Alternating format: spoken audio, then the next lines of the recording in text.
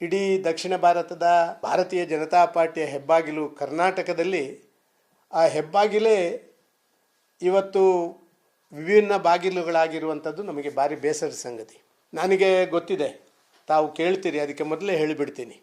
ಇದಕ್ಕಿಂತ ಪ್ರಬಲವಾದಂಥ ಗುಂಪುಗಾರಿಕೆ ನಮ್ಮ ಪಕ್ಷದಲ್ಲಿ ಕರ್ನಾಟಕದಲ್ಲಿ ಇತ್ತು. ನಾನು ಅಧ್ಯಕ್ಷ ಆಗಿದ್ದಂಥ ಸಂದರ್ಭದಲ್ಲಿ 2 ಪ್ರಬಲ ವ್ಯಕ್ತಿಗಳು, ಯಾರು ಪಕ್ಷವನ್ನು ಕಟ್ಟಿದೆ ಅಂತ ಹೇಳಿ ನಾವೇ ಕಟ್ಟಿದ್ದು ಕರ್ನಾಟಕದಲ್ಲಿ ಅಂತ ಹೇಳುವಂಥ ಪ್ರಬಲ ವ್ಯಕ್ತಿಗಳು, ಒಬ್ಬರು ನಮ್ಮ ಜೊತೆ ಇವತ್ತಿಲ್ಲ, ಅನಂತಕುಮಾರ್ ಇರ್ಬೋದು, ಅಥವಾ ಪಕ್ಷವನ್ನ ಕಟ್ಟಿ 3 ಬಾರಿ 4 ಬಾರಿ ಮುಖ್ಯಮಂತ್ರಿಗಳಾದಂಥ ಯಡಿಯೂರಪ್ಪರಿರ್ಬೋದು. ಇವರು 2 ಗುಂಪುಗಳು ಅತ್ಯಂತ ಪ್ರಬಲವಾಗಿ ಸೆಣಸಾಡ್ತಾ ಇದ್ವು. ಆದರೆ ಯಾವತ್ತೂ ಬೀದಿಗಿಳಿಲಿಲ್ಲ.